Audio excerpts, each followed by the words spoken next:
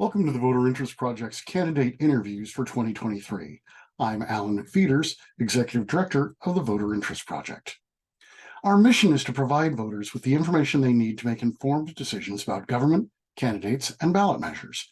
Our focus is local. We cover Island County, its cities and towns, and various special districts, as well as the representatives from the 10th Legislative District.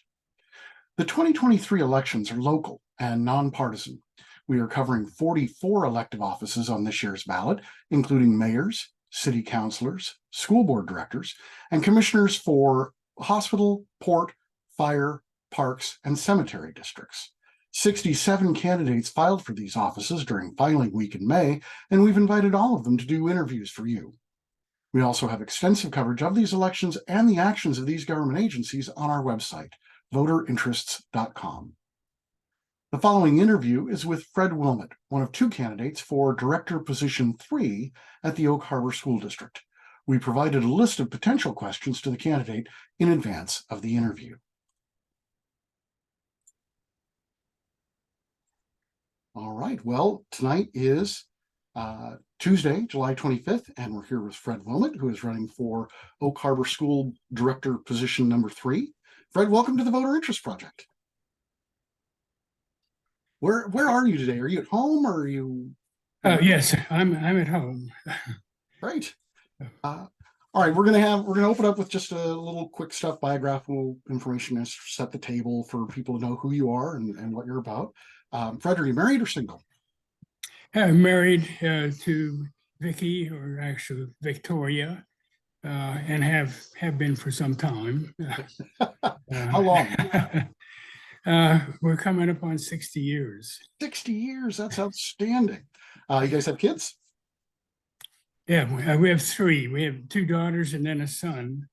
And they're all, of course, adults. The two daughters that came first did get to attend Oak Harbor Elementary School here. Oh. When I was here, stationed here with the Navy, and we'll get to that a little bit later. And our son came along not in time to make it to elementary school when we moved. Sure. So now, you said the Navy stationed you here. Did you grow up here, or just where do you come from? Yeah, well, I grew up on the East Coast, essentially, White Plains, New York, which is about 25 miles north of the city. Okay. And we came out here because I was the Navy's test pilot for the Prowler aircraft. And when I came up for orders, they sent me out here to help start the first Fleet Squadron, which was VAQ 132. So out we came. And we were here. We added up one time. We were here.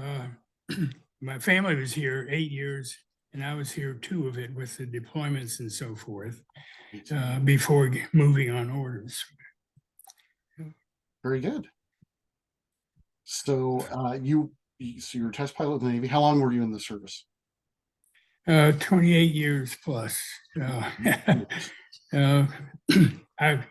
Besides being a test pilot, at one point in time, I was an instructor pilot. I moved on to command VAQ 135 Black Ravens here, and then wound up going to Washington, D.C., where half the 06s are located in the Navy. And I served as a program manager there, which involved a bigger budget than what the school district has here. Wow, very good. Okay, now, and I assume that you're retired now. Sorry, I assume what? I assume that you're retired now. Yes. Okay. I had a second career after that, and I retired from that. But what was the second career? Second career was, and a good reason why I feel I'm right for this position, is that I was teaching Navy Junior ROTC in high school and coaching football and baseball. I did that for 18 years, and not here locally, but in a school in Las Vegas, and then they wanted to open a program. The Department of Defense Dependent Schools wanted to open a program over in Sicily. So I went over there and opened that program and served there for 9 years, and then went over to Rota, Spain for 3 more years. So I got a good feel for what goes on in school, needless to say. Outstanding. I didn't know that. Now, you and I know each other because of our joint involvement in the Island County Republican Party. Do you have any other experience politically, elected or in community organizations, nonprofit organizations, that kind of thing? Well, yes, actually, I did. I did run for position 2 4 years ago, but didn't really get myself out there and get recognized by a whole lot of people. But with the community, I served on the Oak Harbor School District Curriculum Advisory Committee for about 3 years, I think. I have been a U.S. Naval Academy Blue and Gold officer who counsels and interviews candidates for the Naval Academy for almost 30 years. Wow. And during that time, I've gotten to watch things go downhill a little bit. And we'll get to that later too, I guess. I've also served with the ARP people doing volunteer income tax for people I think I did that for about 15 years totally. Wow, very good. And I've been, well, I'm an elder of the church, served on their session. I've been umpiring in the South Whidbey Recreational League. What else here? I've sung with the choir when we had one at church, but with the Whidbey Community Chorus and Pacific Northwest Opera, actually. Wow. And in the chorus. Very good. All right. Well, let's turn to the topic at hand. So, what made you decide that you wanted to run for the school board? You said you'd run a couple years ago against Jessica Oz. What made you decide to take this on? Well, as I mentioned, and you can look at the statistics here, where education with the United States has gone down, slipped even further in the world pecking order to something like 17th, I think. And I was concerned about that, but more so the reason that it's done that, and I hope to be able to do something about that. And that's basically that our students are not reading, they're not proficient at the level they're supposed to be for grade level. And I'll talk more about that later, but as a result, and this starts in elementary school essentially. And so if you're reading on a 5th grade level in high school, you're in trouble trying to pass the courses and so forth. So my feeling is that because of that, and my background, having been in the classroom for 18 years, and counseling and interviewing candidates for the Naval Academy all during this time, that I could make some positive contributions. Sure. So is there something in, I'm guessing the answer to this question is yes, there's an area that you would like to focus on, and is that mainly on curriculum then? Well, curriculum, budget, policies, essentially. Sure. Curriculum in particular, I'd like to see not only, I know we do a good job of getting kids prepared for college if they're in that curriculum, But at the same time, we have others who are not going to be college bound either because they don't want to or they aren't up to snuff to do it. That they need the courses to be able to go out to the outside and get a job right away. So, what I saw, when I started that program over in Sicily, was that the school just shut down the wood shop, and those types of courses they were shutting down, and we need to open all those back up. Very good. Tell us a little bit about the school district. And you mentioned that you had experience working with budgets that were larger, actually, than the school district's budget. What is roughly the budget for the Oak Harbor School District?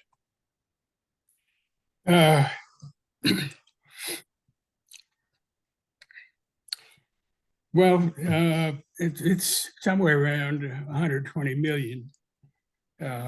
Excuse me. And the general fund is a lot of that, probably all but about 15 million. Can you talk a little bit about how the district gets its revenues and how you know what, these are notes from the wrong interview. That doesn't make any sense at all. How much of the operating expenses are covered by fees charged by users? You don't have users there. Let's talk about this. You have what do you think is the biggest challenge the school district faces right now? I think the biggest challenge is getting proficiency up in all grades.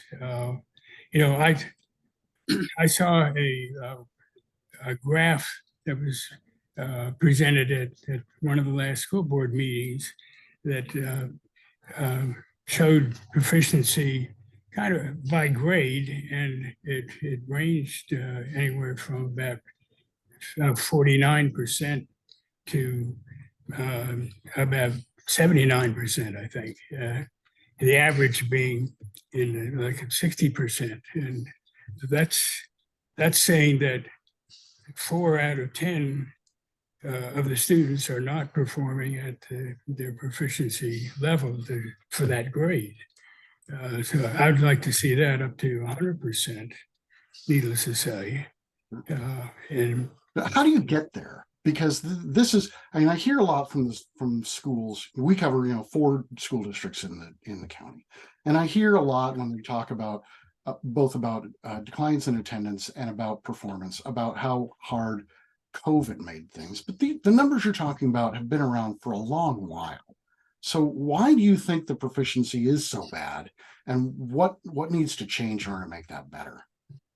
Well, I think, and because you can call me old school, but I think we're not putting enough time into the 3 R's right from the start. And there's only so much time in the school year, so much teaching time, and if you start taking time out for woke things, you lose the time that you should be devoting to reading and writing and arithmetic. And I think it starts there, and kind of it snowballs if they don't get enough in elementary school. And again, as I mentioned, where you see some people coming up to high school reading at a 5th grade level, that contributes to it tremendously. Yeah. So is it a change in curriculum that we need, or is it just a change in the way that the teachers are using the curriculum, do you think? Well, it's primarily how the teachers are using the curriculum, I think. I mean, I'm seeing textbooks that are coming out that for math, for example, that try to make it have to do with I can't think of the word, having to do with equity and inclusion and diversity, when that has no business being in a math textbook, you know. Yeah. So again, the textbook selection, of course, when I was on the curriculum advisory committee, got to make sure we selected textbooks that didn't have an agenda of their own, and so forth, to make the best possible ones. But again, those are some of the pitfalls. That might be a good transition point. You know, we watch a lot of news around here at the Voter Interest Project, and there was a little kerfuffle over at the school district a month-ish ago about students in the drama club who wanted to put on a play called The Laramie Project, which depicts a community's reaction to a young gay man's murder. And the principal at the school vetoed that decision. He said that it wasn't age or school appropriate. Was that the right decision? And was the board's not willingness to talk about that in their next board meeting, was that the right response for them?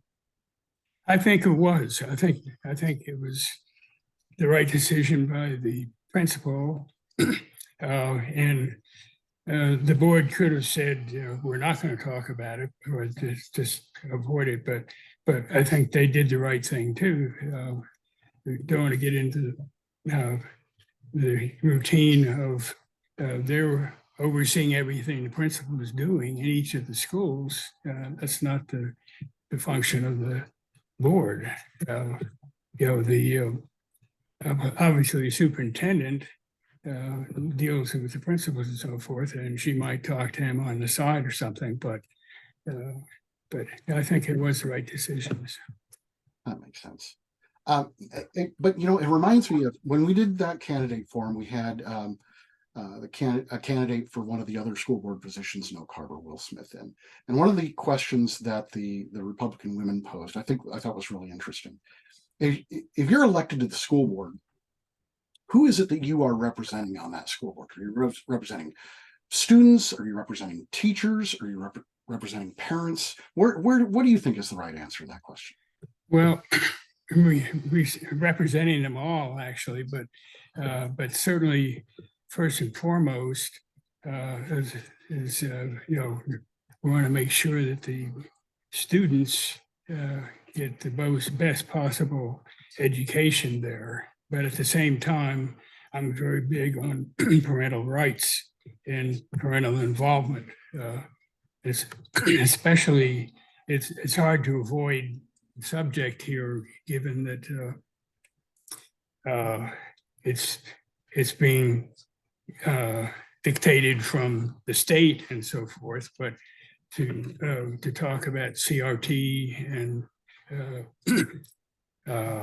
gender ideology and so forth,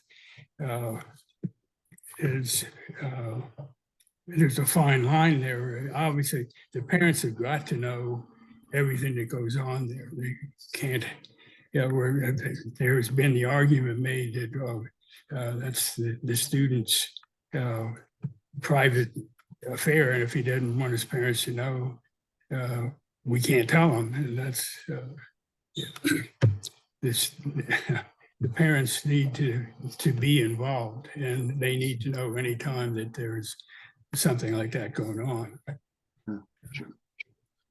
Let's pivot a little bit. The district ran bond measures in 2023 and 2022 for new school construction, and the bond measures failed both times. Why do you think those measures failed? I think the first measure failed because the board thought that essentially what was happening was the old bond was running out, and if they put in for a new bond, that wouldn't cost any more than what was costing taxpayers before, people would sign off on it, no problem. They didn't really justify why they needed that much money, and as it turns out, after that failed and they pared it down considerably, failed the second time, I think the economy had something to do with it, obviously, the inflation and so forth. So, just they didn't get the word out there about what is essential, and anything else, don't go for it. Yeah, That'll be a challenge for the next bond, essentially, to make sure that everybody knows exactly the minimums that are required, and that's it. somebody asked me, oh, I was talking to a school board candidate from Camino, and he was saying that where they've had a similar situation, two bond measures failed. In fact, in their case, both of them failed last year. They ran a measure in February 2022. It failed. And then they turned around and put exactly the same measure on the ballot again in April, and it failed by a larger margin. And he was saying that he thought that that was evidence of a lack of trust on the part of the parents in the district. Mm-hmm. Do you think that that applies here in Oak Harbor as well? I think it does, yeah. What do you think is the cause of that loss of trust? Perhaps not being open enough. That I would mention here that I've attended several of the board meetings here since the beginning of the year, and the same chart that was shown for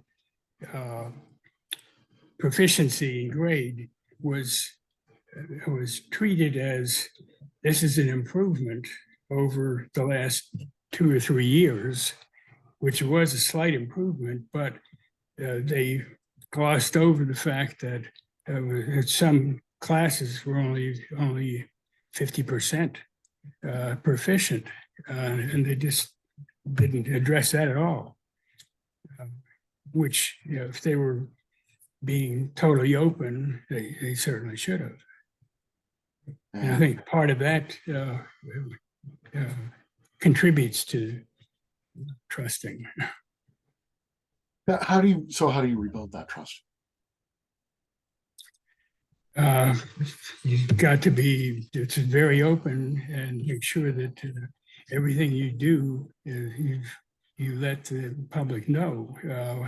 And granted, some people aren't going to be that interested in it, but that's fine. But if you put the information out there to make sure the public is informed if they want to be, that's the way to go, I think. Yeah, well, that sounds about right. Edging up towards the end of our time, but one more thing I wanted to ask you about. On your Facebook page and on your website, one of the points in your educational plan is addressing student mental health. You cited a statistic, I think it was from the Whitby News Times, that 75% of Oak Harbor students suffer from depression. Why do you think that is? And is the school district the right agency to address that? Well, I think most everything that contributes to that relates to social media. Obviously, COVID didn't help things any, but I think social media is the biggest problem that contributes to depression. And no, the school district is not the place to solve that, but they need to know and take action as they can to alleviate that. Because somebody, a student that's depressed, is not going to get the studying in and so forth that they normally would. Okay, very good. Well, like I said, we're getting close to the end of our time, so I think we probably ought to wrap things up. What is the best way for people to find out more about you and what you're doing in your campaign? Is it your website or Facebook page or somewhere else? How should people reach out to you? Well, the website, which is fredforschools.com, and my phone number is in the book. Well, actually, it's not in the latest directory, but the one before it, anyway, it's 360-720-2944. So either way, or email address, can do. I think that's on the website too, but it's Frederick Wilmot at Comcast.net. Okay. Love to hear from you. Great.